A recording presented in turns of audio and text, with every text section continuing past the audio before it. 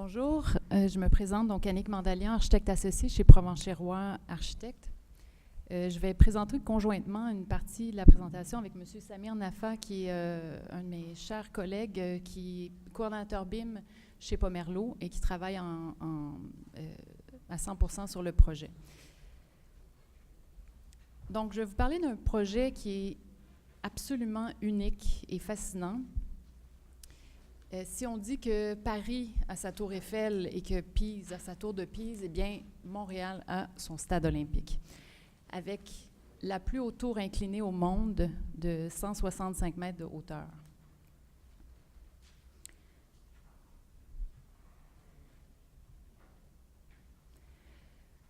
Donc, c'est un bâtiment, évidemment, une icône emblématique de la ville de Montréal. Je vais commencer par vous présenter le contexte du projet, ensuite parler du processus BIM, un mode essentiellement collaboratif, pour vous présenter avec Samir les défis que nous avons relevés tout au long du projet. Il y en a plusieurs, mais on va vous en présenter 4 qu'on a sélectionnés et qui ont été résolus principalement à travers le processus BIM. Et pour terminer, je vais vous présenter une vidéo qui a été réalisée par le Parc olympique sur la structure cachée de la Tour de Montréal. En 1976, le Stade olympique a été construit pour accueillir les Jeux olympiques à Montréal, comme vous le savez. Par contre, à cause des défis structuraux, la tour a été complétée seulement 11 ans plus tard, donc en 1987. C'est une structure la tour est une structure, c'est assez fascinant en fait, parce que c'est une structure uniquement en béton pour les 2 tiers de la tour, et le dernier tiers est construit en acier, parce qu'encore une fois, il y avait des contraintes structurales au niveau du poids. Donc, c'est des caissons d'acier qui sont formés. Le dernier tiers de la tour est formé de caissons d'acier, et la tour a toujours été dédiée à supporter la toile rétractable du stade. Donc, le concept initial de Roger Taillibert, qui est l'architecte, ses intentions étaient un concept plutôt unificateur des bâtiments. Donc, sur tout le site, il s'agissait évidemment et le stade, et le site, et la tour étaient dédiés à une vocation sportive, pardon. Donc, le Parc olympique a annoncé que depuis 30 ans, la tour n'a jamais été occupée. Comme vous pouvez voir, il y a ici, il y a des images de l'intérieur de la tour, sans colonnes, structure de béton, avec murs aveugles, avec panneaux de béton préfabriqués, des fenêtres en hauteur pour contrôler l'apport de lumière naturelle à l'intérieur du bâtiment. Parce que l'architecte avait imaginé, évidemment, une vocation sportive, donc des terrains de basketball, des terrains de badminton avec des palestres. Donc, c'est assez fascinant parce qu'on change complètement la fonction maintenant. 30 ans plus tard, la tour n'a jamais été occupée et le Parc olympique annonce que la tour sera occupée par le groupe financier coopératif Desjardins en juillet 2018. Donc, une brève description du mandat. Provencher-Roy a été mandaté suite à un appel d'offres public en 2015 pour travailler sur multiples projets, la rénovation, remise aux normes et la mise en valeur de la Tour de Montréal. Donc, principalement un bâtiment de base avec réfection de l'enveloppe. Comme vous voyez, comme j'ai mentionné, la vocation sportive d'origine est transformée en des espaces de bureaux.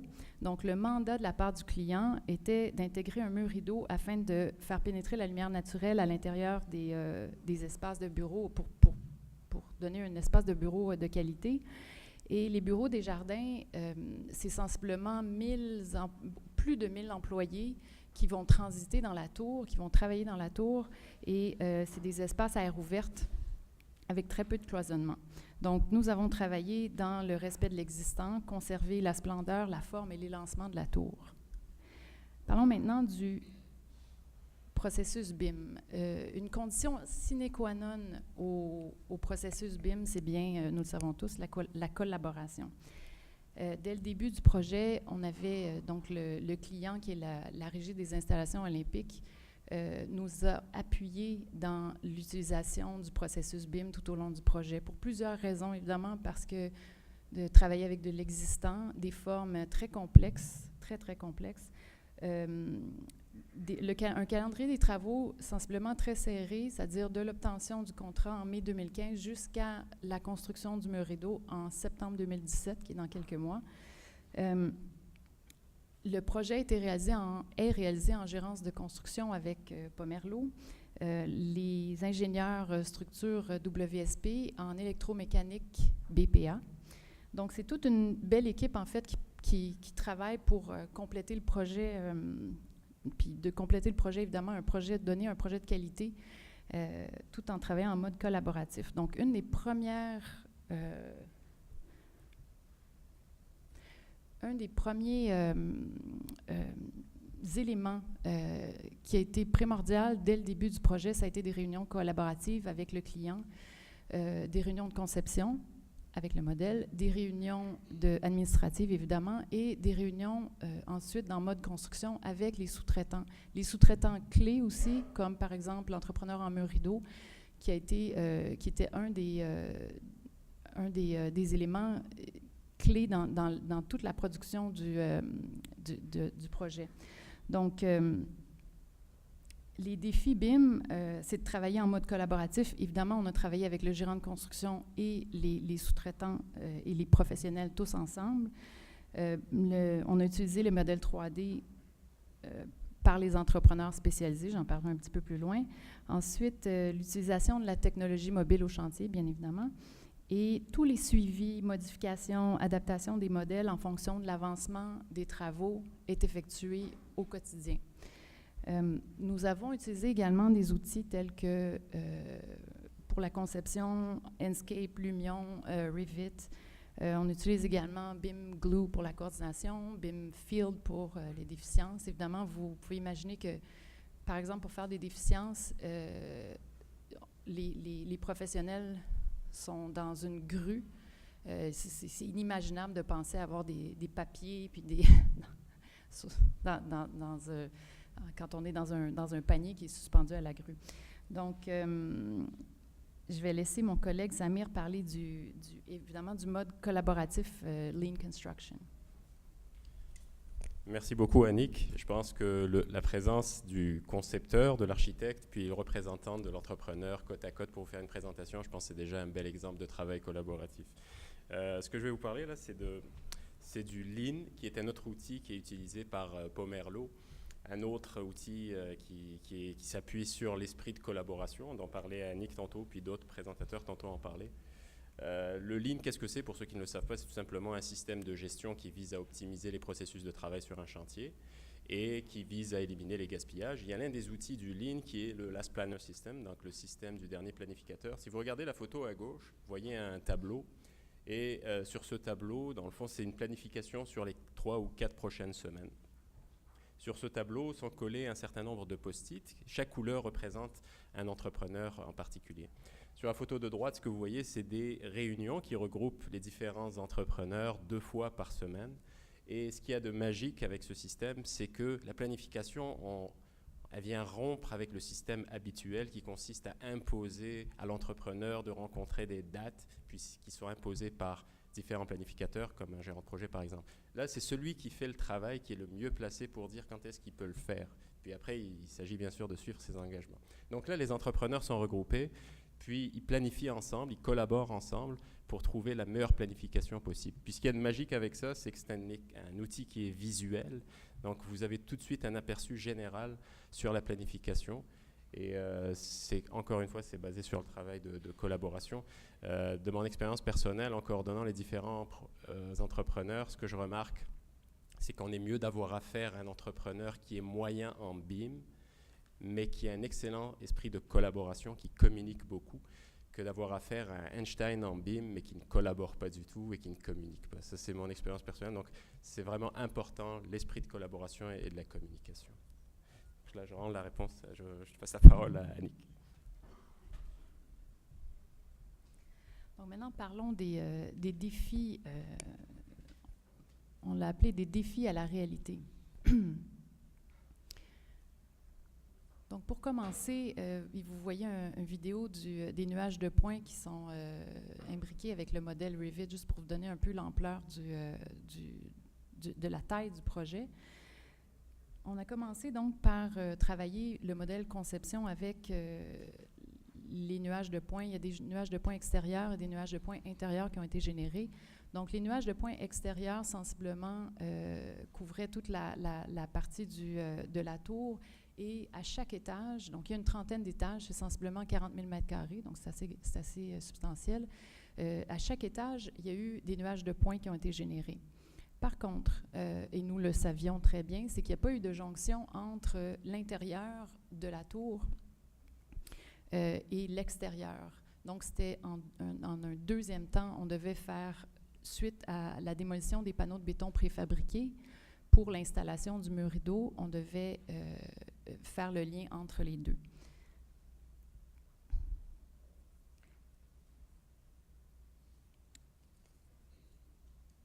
Donc, pourquoi des nuages de points? Évidemment, dans un contexte existant avec une volumétrie si complexe, la tour inclinée c'est à peine perceptible, mais il y a une torsion et une courbe. Donc, les plans de l'existant n'étaient pas très fiables parce qu'on avait plusieurs versions de plans de l'existant. Il y avait évidemment une complexité architecturale. Donc, les nuages de points étaient essentiels à la réalisation du modèle conception.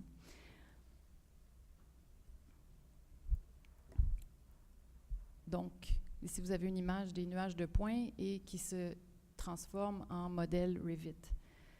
On s'est rendu compte également qu'il y avait pour le modèle extérieur, il y avait parfois des ombrages. Le nuage de points n'était pas précis.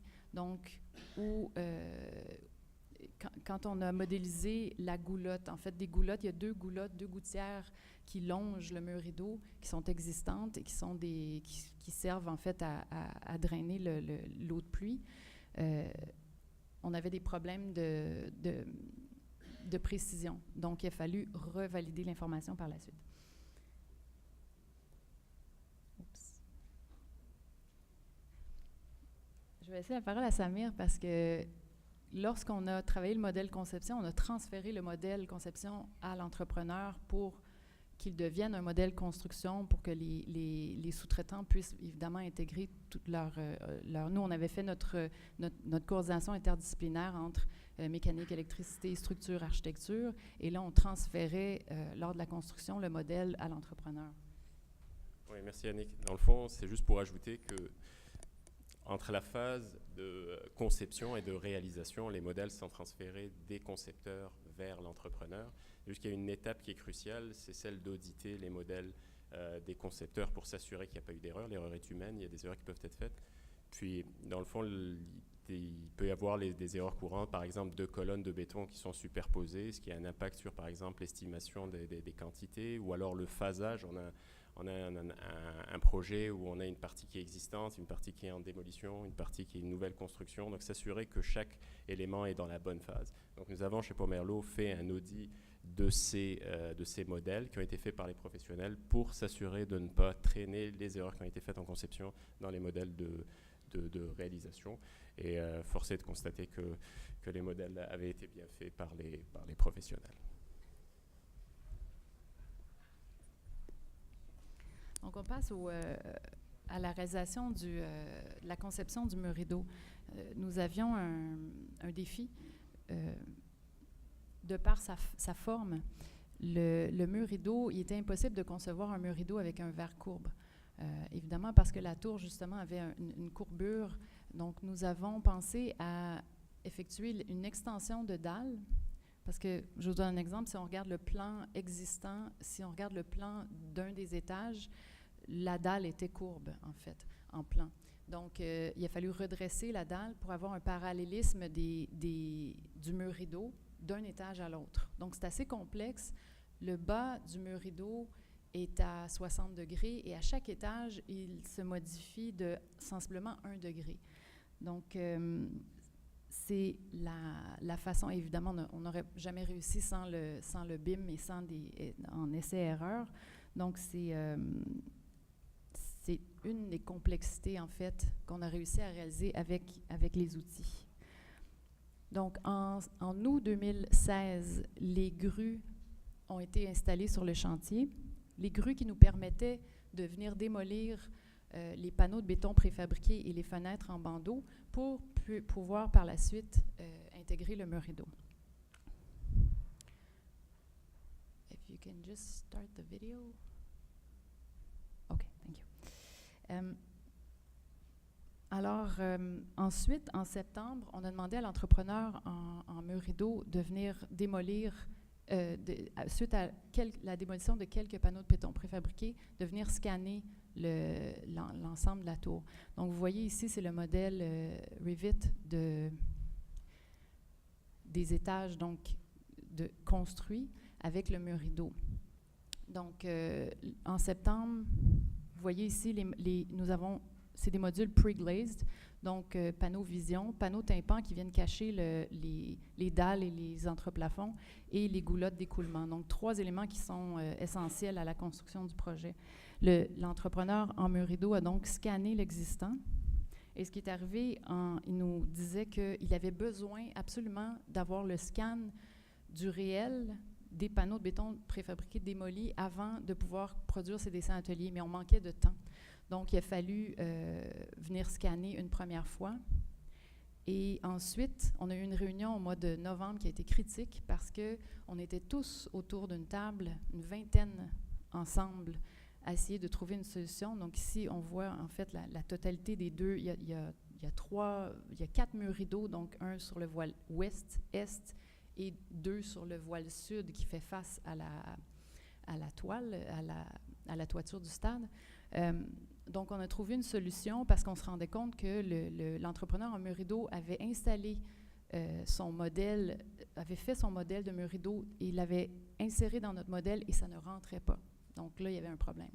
Alors, on s'est assis à peu près à 20 personnes autour de la table avec les entrepreneurs en démolition, ceux qui démolissaient les panneaux de béton préfabriqués, l'entrepreneur qui construisait les dalles, l'entrepreneur qui fait la structure d'acier. On a tous trouvé une solution ensemble, les professionnels Pomerleau, pour être capable de venir démolir les panneaux de béton préfabriqués en accéléré, donc jour et nuit, les panneaux d'extrémité, pour être capable de venir scanner, là on le voit ici, la jonction entre le bord de dalle existant et le rapport entre la goulotte existante, pour avoir les bonnes données, parce qu'on se rendait compte qu'on n'avait pas les bonnes données. Et c'est ce qu'on a fait. Donc, 2 semaines plus tard, l'entrepreneur en mur rideau revient faire le scan, remodélise, et le mur rideau entre dans la limite du voile existant. Donc ça a été quand même un défi assez exceptionnel qu'on a réussi à réaliser avec l'aide des outils BIM. On ne s'en serait jamais sorti autrement.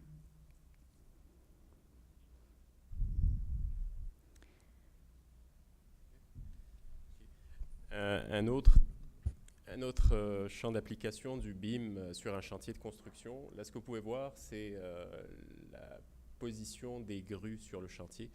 Comme le disait Annick, on a affaire à une forme architecturale qui est assez singulière, elle est extraordinaire.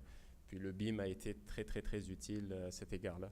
On a 2 grues qui sont positionnées sur le chantier et il a fallu étudier plusieurs scénarios pour s'assurer que la localisation de ces grues est optimale et qu'elles couvrent un maximum de surface sur le chantier. Donc nous avons analysé plusieurs scénarios et puis nous sommes arrivés à cette position que vous voyez qui est identifiée sur les photos qui sont montrées. D'autres utilisations du BIM, ça a été de s'assurer qu'on ait une gestion efficace du volet santé-sécurité. Certains d'entre vous sont venus hier au chantier pour voir les panneaux de béton qui ont été démantelés. Donc, grâce au BIM, on a également étudié divers scénarios pour s'assurer de dresser un périmètre de sécurité en cas de chute de ces panneaux.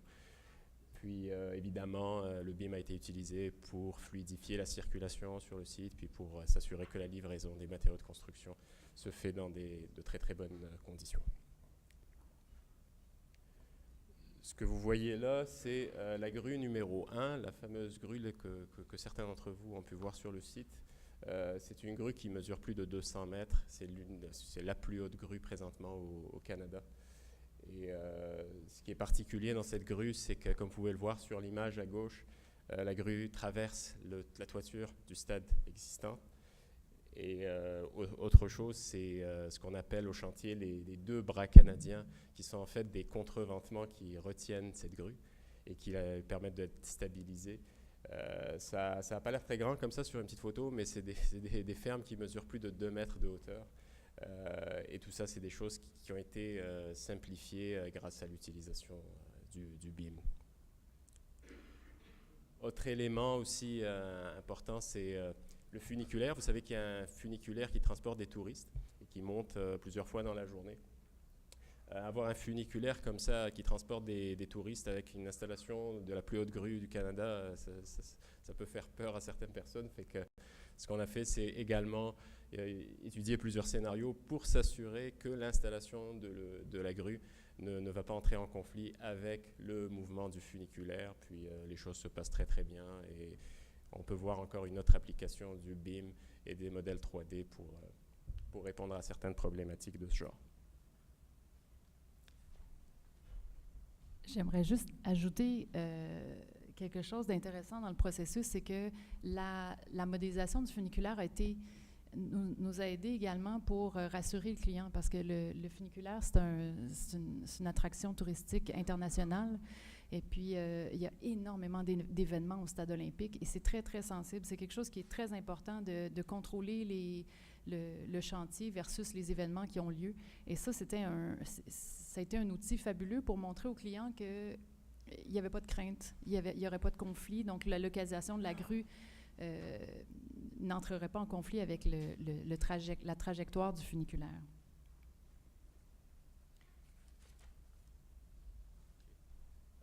Ce qu'on peut voir sur la photo de gauche, c'est le puits numéro 1, on l'appelle comme ça.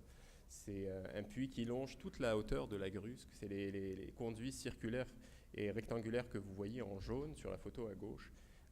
C'est des conduits qui mesurent plus de 2 mètres de largeur, donc plus de 6-7 pieds. Et ils sont assez impressionnants. Certains ont pu les voir hier. Ils sont impressionnants, pourquoi? Parce que déjà, ils sont de dimensions importantes, mais aussi, ils doivent suivre la courbure de la grue. Donc, c'est sûr qu'un entrepreneur qui travaillerait avec l'ancien système, aller avec un tape au chantier, puis prendre des mesures, c'est très, très, très compliqué d'aller en fabrication. Et là, le BIM a été très, très, très utile à cet égard-là. Il faut savoir que l'entrepreneur qui travaillait là-dessus n'était pas à l'aise avec le BIM au départ, puis c'est extraordinaire, on l'a chapeauté, on l'a entouré, puis il a fait des pas en avant, il a progressé tout au long du projet, puis s'est rendu l'un des meilleurs en BIM. Donc on peut avoir affaire à des entrepreneurs qui au départ sont un petit peu réticents à utiliser le BIM, mais qui évoluent d'une façon extraordinaire. Donc c'est des leçons qui nous font plaisir et puis qu'on retient dans un projet. Il y a aussi d'autres problématiques liées à ces puits-là que je vais laisser Annick en parler. En fait, il y a eu une grande coordination. Les éléments en bleu que vous voyez qui sont encerclés, c'est assez particulier parce que dans les gros puits, nous devions intégrer également des passerelles en acier qui, pour l'accès aux capteurs de déformation. Le capteur de déformation, c'est la tour, en fait, tout le béton de la tour est monitoré à chaque année. Et le client avait besoin, pour les opérations, d'avoir accès à ce puits qui est essentiellement fermé en temps normal. Donc, avec les ingénieurs en mécanique, les architectes, les ingénieurs en structure, il y a eu beaucoup de coordination parce que il est tellement intriqué comme espace. Il a même fallu consulter le client également en lui montrant presque des screenshots du 3D pour avoir la permission. Il y a un endroit, par exemple, où il y avait un conduit qui passait, puis on devait avoir la permission d'avoir uniquement 5 pieds pour passer en dessous du conduit pour se rendre au capteur. Donc, tout un défi qui s'est bien passé, en fait, qui s'est très bien passé. Et la preuve, voilà. C'est rendu un classique, là, quand on fait des présentations BIM, de vous montrer avant, après. Donc là, c'est un exemple de ce fameux puits numéro 1 qui est en train de monter, qui a atteint déjà la moitié de la hauteur de la tour, puis ça se passe très, très bien. Donc, pour terminer, je vais vous présenter une vidéo qui a été réalisée par le Parc olympique qui vous donne une idée de l'ampleur du projet et qui s'intitule « La structure cachée de la tour ».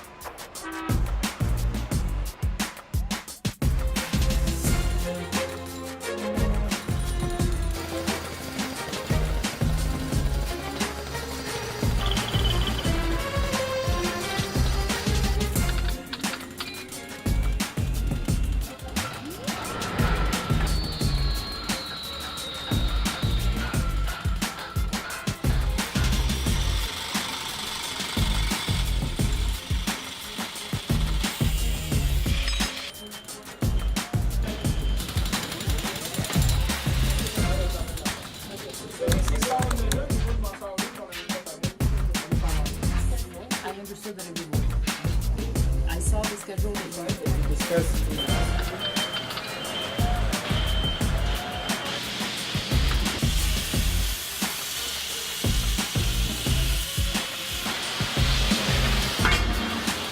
Foule en haut, c'est à toi, François, c'est beau. Vas-y, mon homme.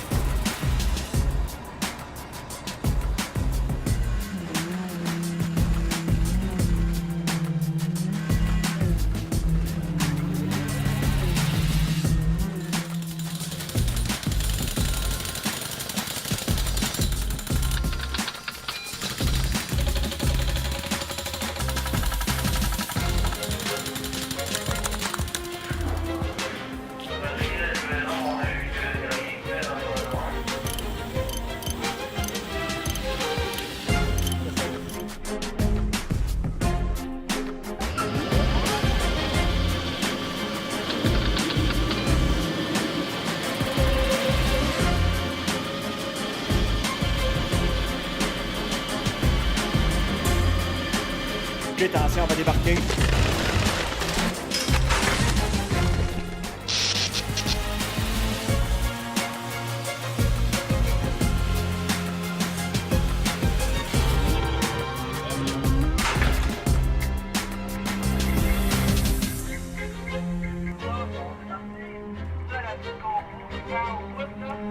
Oui, monsieur, c'est ça.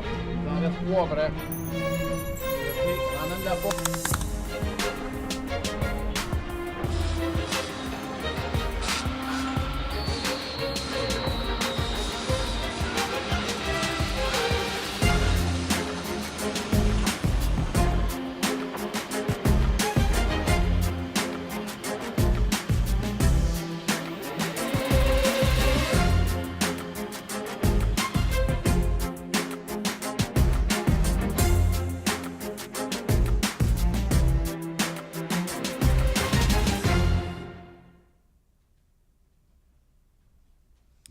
Donc, pour conclure, c'est une évidence pour nous que le projet n'aurait jamais pu être réalisé sans le processus BIM.